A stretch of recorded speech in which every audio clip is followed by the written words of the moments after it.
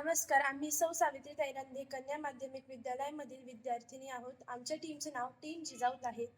आम्ही सेंद्रिय शेती हा मुद्दा निवडलेला आहे. सेंद्रिय शेती म्हणजे रासायनिक खत, कीटकनाशके यांनी या या हे खत न वापरता केलेली शेती असते. या शेतीमध्ये नैसर्गिक खत, शेणखत यांचा वापर केला जातो.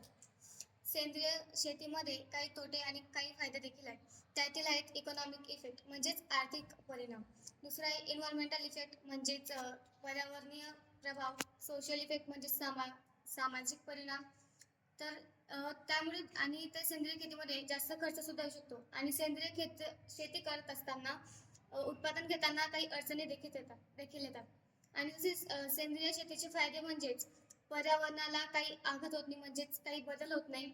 नंतर आरोग्यासाठी उपयुक्त असं चांगलं उत्पादन मिळतं, जे आरोग्याला चांगलं असतं.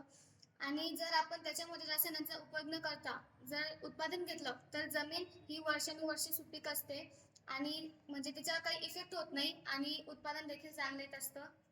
नंतर मातीची सुपीकता ही टिकून असते. तर आम्ही हा जो टॉपिक घेतला आहे तर आता विकसित भारत याच्यावर लवकरच उपाय करणार आहोत.